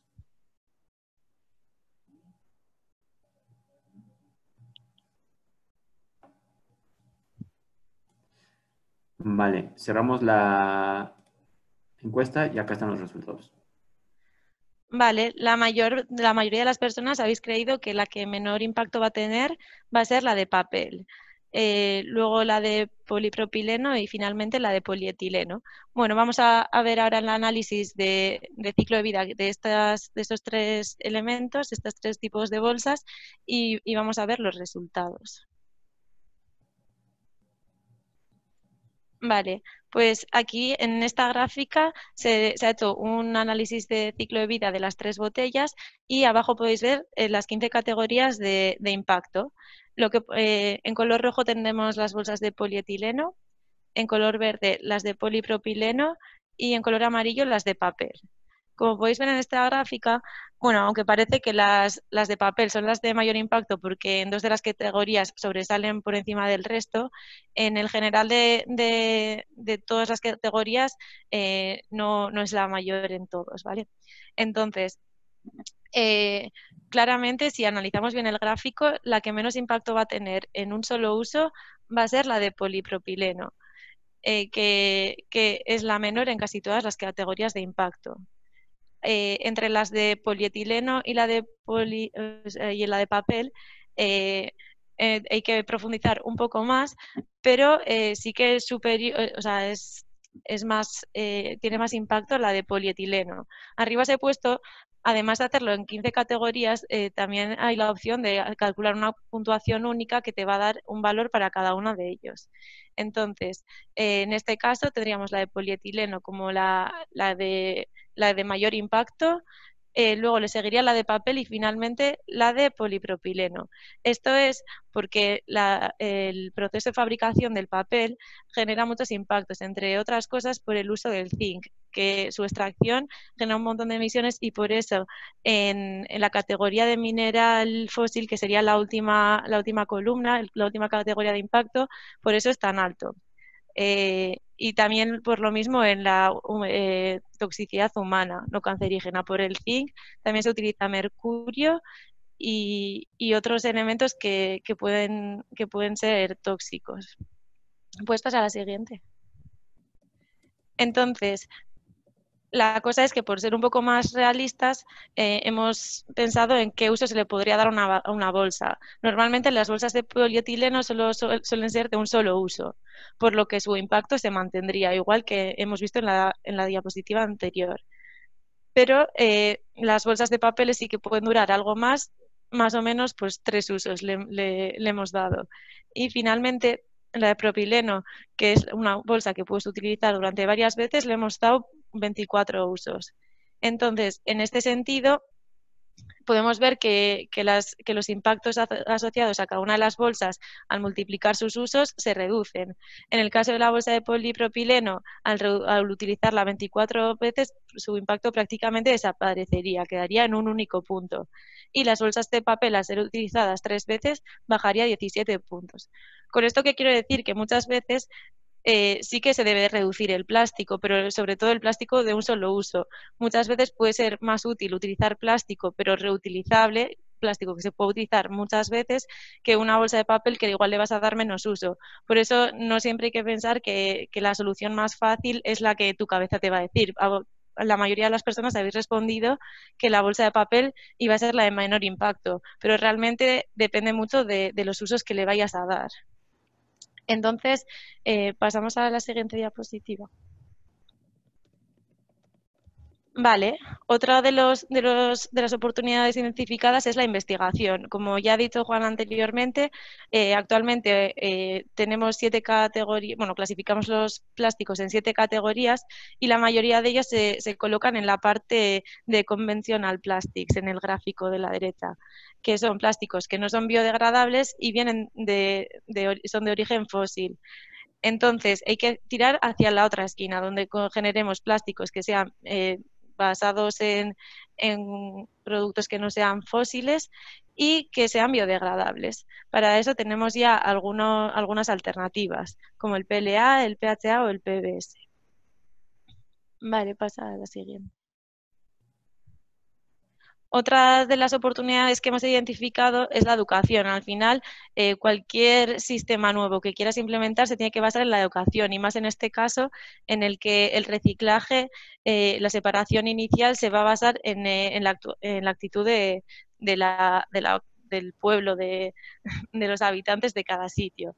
Entonces, ¿cómo se puede mejorar la educación? Pues principalmente en la educación infantil, en los colegios, se debe empezar desde abajo para que esos niños ya crezcan con este tipo de conocimientos y esta conciencia, pero también se deben hacer campañas para facilitar a todos los públicos el reciclaje.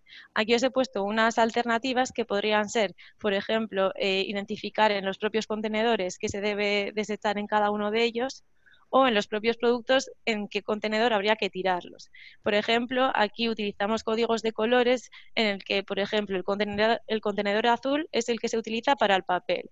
Entonces, si en un producto de papel te viene el código y en el propio contenedor también, es más fácil identificar a dónde tendrías que tirarlo. Lo mismo para los plásticos o envases ligeros en color amarillo y para en verde el vidrio.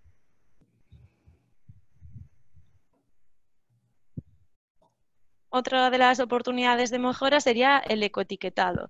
¿Qué es el ecoetiquetado? Pues son unas etiquetas que se les aplican a los productos que son mejores ambientalmente hablando y en base a los impactos que generan que otros productos de su mismo nivel. Entonces, por ejemplo, estos son códigos europeos que se les aplican a los productos y tú cuando compras un producto y ves esta etiqueta, pues sabes que ambientalmente pues, es mejor que otros. Y como última oportunidad hemos identificado el mercado de plásticos. Una vez que se han llevado a cabo los otros pasos y se genere un gran mercado de plásticos donde el reciclaje aumente, va a haber que darle salida a esos plásticos. Entonces, para ello se ve necesario pues, crear un mercado de plásticos en el que las empresas recicladoras y los fabricantes que utilicen el plástico como materia prima se pongan en relación. De esta forma se crearía un mercado cerrado en el que todos acabarían sacando beneficio. Y ahora, para terminar con nuestra exposición, os ponemos un caso, una buena práctica que hemos sacado de México, que sería un ejemplo de ladrillos de PET. ¿Qué son estos ladrillos de PET? Pues son botellas de bebidas que han sido rellenadas con otros residuos plásticos, se presionan y se consigue un material fuerte que nos sirve para utilizarlo como ladrillos, como material de construcción. Como podéis ver en la foto, pues se ha podido aprovechar para hacer una construcción de una caseta. Entonces, al final, la imaginación tiene que fluir y con imaginación se puede reciclar un montón de cosas o reutilizar, pero vamos, que hay opciones y eso es lo que nos va a llevar hacia el futuro. Pues con esto damos por finalizada nuestra presentación.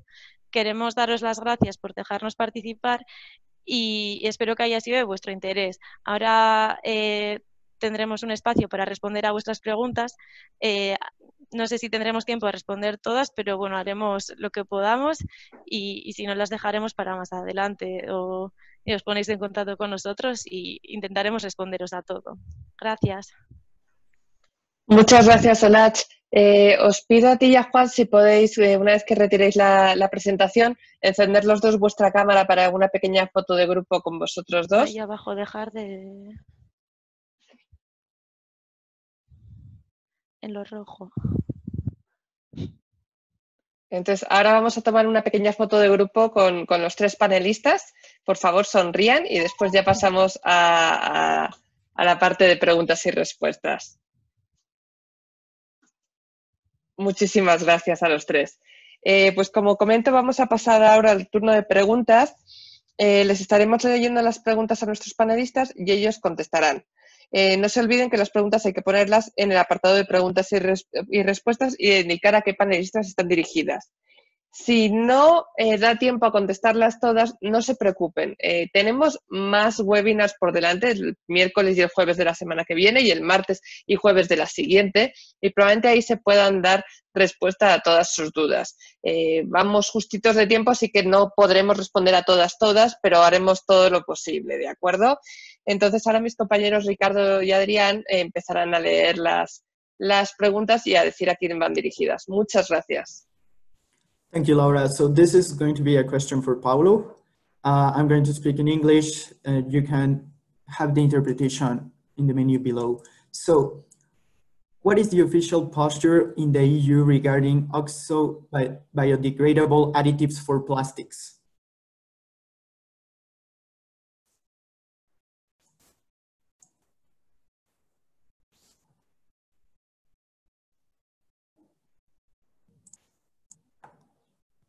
Paulo, could you turn your mic on, please? Yes. Sorry.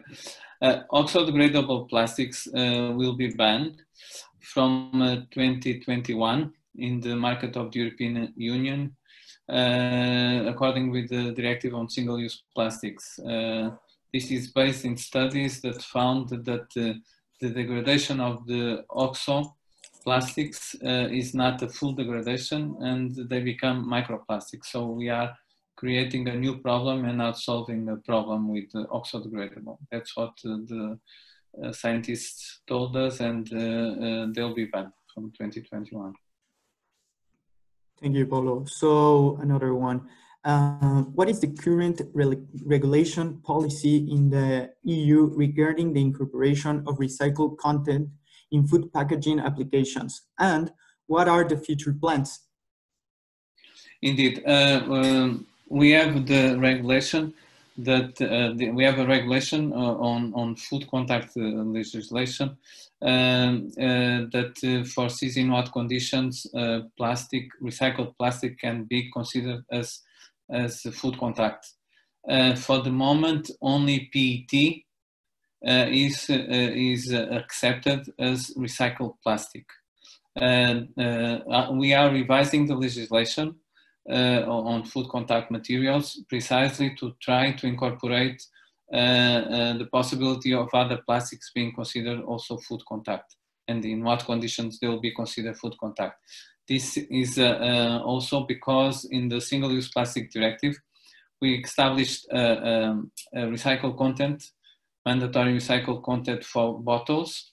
PET bottles is 25% by 2025, so this is easy because they are already accepted as food, PET is already accepted as food contact. But in 2030, all bottles, independently of the polymer. So that's why we are revising the legislation in order to incentivize more plastics and more polymers to be food contact grade. Thank you. Also, you mentioned that the aim in plastics strategy is 10 million tons of recycled plastics. Do you have any specific strategy for each kind of plastic material like PET, LDPE, and VOPP?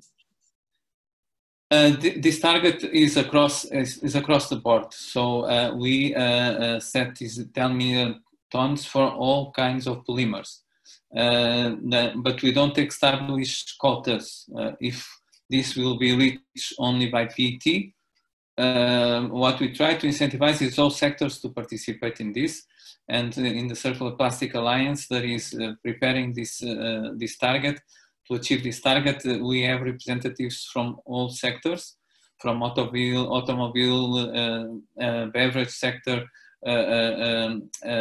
electronics, in order that all kinds of plastics are represented and that they can indeed be involved and also come out with recycled content. So there is no distinction, and the target is for plastics in general, not for any polymer in particular.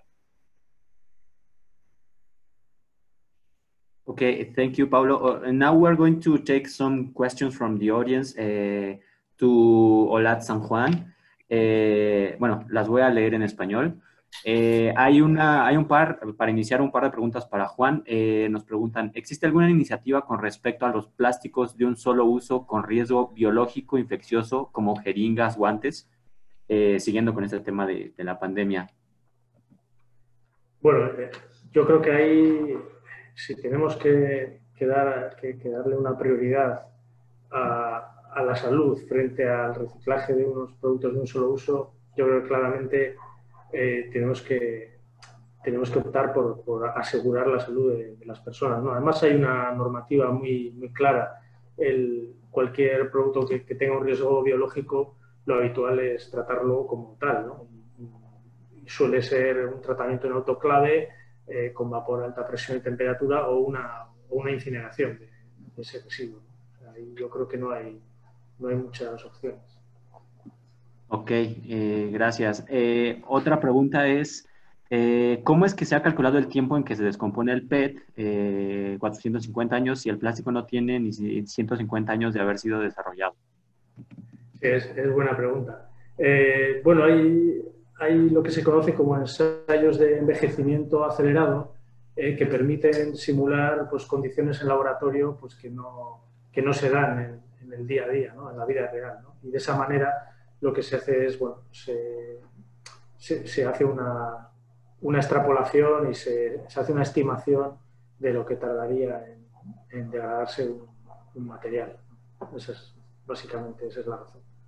Hay varias preguntas relacionadas con el uso de agua. Por ejemplo, voy a agrupar unas 3, 4, porque de hecho hay bastantes. Nos preguntan, la primera, ¿se ha medido el impacto en gasto de agua y jabón al implementar estas medidas de empaques de reuso? ¿Cuánta agua se gasta para lavar todos estos empaques? ¿Qué hay en cuanto al uso de agua para lavar los toppers? Hay otra que dice... ¿han evaluado los costes de las propuestas de los envases para uso de comida que son devueltos contra el consumo de agua? O sea, vaya, es un tema general. Sí, no, son buenísimas preguntas todas, porque al final, siempre que vamos a comparar el uso de una alternativa frente a otra, nos aparecen esas preguntas, ¿no? O sea, ¿cuál es mejor de las dos? Y yo creo que ahí lo ha comentado Lach, ¿no? Contamos con la herramienta de análisis de ciclo de vida que nos permite precisamente valorar diferentes alternativas. Hay que pensar que el análisis de ciclo de vida nos permite hilar muy fino, nos permite valorar, por ejemplo, en el caso de la fabricación de un envase de un solo uso, se tiene en cuenta no solo la materia prima, y la extracción de esa materia prima, la energía que se ha utilizado para la extracción de esa materia prima, la energía utilizada para el transporte de esa materia prima, pero ojo, no solo en el transporte para llevar desde su producción hasta su uso, sino la materia prima y la energía necesarias para fabricar ese camión que nos lleva el producto desde un punto a otro, ¿no? O sea, suena rocambolesco, pero realmente un buen análisis de ciclo de vida nos permite llegar a ese nivel de detalle. Yo me permito aventurar, no participé en ese proyecto que hemos puesto de ejemplo, pero me permito aventurar que, obviamente, reutilizar unos recipientes, si se emplea un sistema de lavado industrial que sea de alta eficiencia en Europa, y supongo que por ahí también se estila el etiquetado energético de los electrodomésticos, pero un sistema de lavado industrial con un etiquetado A++ consume poca energía y consume poco jabón. Muchas veces incluso se puede reutilizar el agua, mientras que de otra manera estamos, como decía, estamos teniendo que fabricar el recipiente, transportarlo, utilizarlo y después además gestionarlo como residuo, transportándolo a un relleno sanitario con todos los impactos que tiene a lo largo de la cadena, ¿no? Todo eso se puede calcular, pues yo me aventuro estoy con total seguridad que la reutilización seguramente le gana por goleada al uso de recipientes de un solo uso. Sí, no sé si Paulo quiere decir algo. Sí. Paulo, your microphone, Paulo. Yeah, just to say, related with what Juan was saying, when we did the directive on single-use plastics, we did also assessment, compared the life cycle impacts of reuse against the single-use, and the study also proved that reuse had less impacts than single-use. But there is also one thing that, and people in the plastic sector, they recognize that sometimes, is that when we do life cycle assessments for plastics, we never take into consideration the biggest impact, that is littering. And littering, and in the impact assessment we did, the impacts of littering is millions, not only in terms of the species that you lost, but all the costs you have to clean up, all the resources that you lose, and all the impacts it has in the fishing sector. So it has, when you throw away something, you don't understand the impact you have in sequence of what the act you're doing. And these are also not generally considered in the life cycle assessment. Sorry. Thanks, Paulo. Thank you, Paulo. So there's another question for you, Paulo. They ask, how are you engaging consumers to involve in the process of separating plastic waste? Here in Mexico, it's finding hard to implement a joint responsibility waste management process. Well, we have several ways. The first is the extended producer responsibility systems. They also have in the obligation, meaning normally we create the so-called green dot societies, and they receive the money from the fees from the extended producer responsibility, and then they manage this money. And one of the obligations they have is to promote environmental education. I give an example of a clip in Portugal that they did. I'm from Portugal. Our Green Dot Society did a clip where they teach a monkey to separate the waste in the different bins. And after, I don't know, 5 minutes or I don't remember, but the conclusion was, the main conclusion was, if this monkey can do it, why you can't? Then there is also environmental education programs in schools, but also in some member states there are fines, meaning that if in your litter that they collect at your door, they find different materials that should be in, because normally it's bags. In the bag of, for instance, bottles, you put plastic, you can get a fine. And actually, for my personal experience, in spite of my long career in the environment, I had difficulties in convincing my daughters to separate, and it was the only argument that worked. Say, you can get a fine if you do it, and they start separating the garbage. Okay, thank you, Paulo. Tenemos una pregunta para Olatz. Nos preguntan, ¿existe alguna herramienta abierta que esté disponible para calcular el ciclo de vida de un producto de plástico? Si nos ayudas con tu micrófono, Olatz, por favor. Perdón, sí. La verdad es que yo no conozco ninguna herramienta que sea libre. Al final, las bases de datos que utilizan este tipo de herramientas son bases de datos con muchísima información y obviamente conseguir esa información pues requiere mucho esfuerzo y mucho dinero. Entonces, las herramientas que yo conozco son caras y de pago. No sé si habrá alguna básica y de menos coste o gratis, pero yo no la he encontrado, la verdad. Yo normalmente utilizo la que se llama SIMAPRO, que yo creo que es la más extendida y la que más se utiliza. Vale, muchas gracias. Vaya, tenemos una última pregunta. En lo que Juan nos responde esta última pregunta, les comento que a algunos de los asistentes vamos a darles la oportunidad de abrir su cámara. Yo les voy a cambiar de estatus a panelistas, pero les pedimos que la mantengan cerrada hasta que Laura les indique para tomar la foto grupal, por favor. Bueno, entonces, la última pregunta es para Juan. Nos preguntan, ¿cómo podemos hacer las transiciones desde política pública cuando hay municipios que ni siquiera recogen el 50% de los residuos y la mayoría sigue teniendo tiraderos a cielo abierto? El sector informal juega un papel muy importante y recupera muchos materiales que no tenemos cuantificados. Bueno, pues lamentablemente esto es muy habitual en muchos países, ¿no? En muchas regiones. No hay una única solución, sino que hay que trabajar en varios frentes. Yo creo que hay que empezar por la pata institucional y política, ¿no?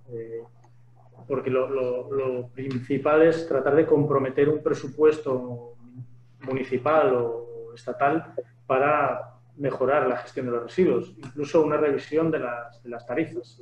Es la única forma de poder financiar proyectos de infraestructuras, de educación, sensibilización, que puedan ayudar a mejorar. En ese sentido también pues hay instituciones como el Banco Interamericano, el Banco Mundial, la propia Comisión Europea, que, que se prestan a ayudar a realizar estudios de factibilidad y proyectos que ayudan a conseguir que mejoren las condiciones en los diferentes municipios o estados. Ok, vale. Pues muchas gracias, Laura. Muchas gracias a todos. No hay tiempo para más preguntas.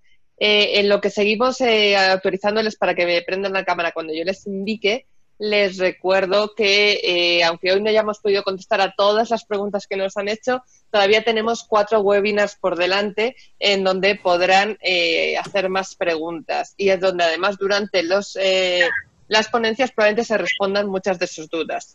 Les recuerdo que estos webinars son no el martes, sino el miércoles 22, una nueva economía textil, el futuro de la moda sustentable. El jueves 23, simbiosis industrial, la experiencia europea. El martes 28, modelos de negocio y fuentes de financiación de la economía circular. Y el jueves 30, economía circular de las ciudades. Esperemos que nos puedan acompañar en ellos porque, como les digo, seguro que ahí se solucionarán muchísimas de sus preguntas. Mientras, les voy pidiendo ahora sí a todos que por favor vayan encendiendo sus cámaras para que podamos tomar foto de grupo de todos los que nos han hecho el favor de acompañarnos el día de hoy. Tengamos paciencia en lo que se prenden todas las cámaras, ¿sí? Y mientras todos sonrían y pónganse muy guapos para salir en la foto, yo les iré avisando. También les pido que, por favor, en la medida posible, los que tengan a veces fondos chistosos, que si hoy pueden ponernos un poquito más serios, ¿no?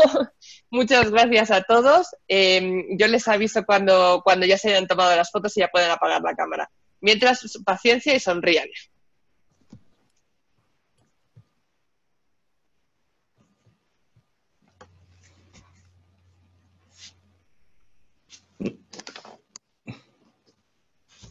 Entendemos que no todos podrán prender su cámara, no pasa nada, pero pues cuantos más mejor, ya saben.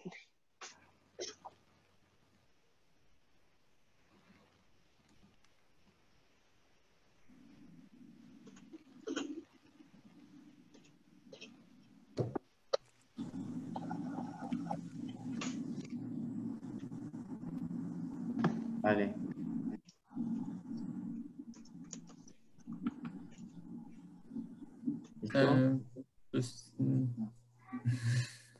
¿Listo? ¿Listo? Ah, sí. Perfecto, pues muchísimas gracias a todos por prender la cámara, por sonreír y por acompañarnos. Les esperamos el próximo miércoles a las 8 de la mañana hora Chihuahua, 9 de la mañana hora Ciudad de México, con la aplicación de la economía circular en una industria concreta como es la textil. Vamos a tener un caso de éxito donde se va a explicar cómo una empresa ha conseguido hacer todos sus modelos de jeans sustentables a través de economía circular. Esperamos que nos puedan acompañar y les agradecemos a todos su presencia el día de hoy. Hasta la semana que viene. Muchas gracias.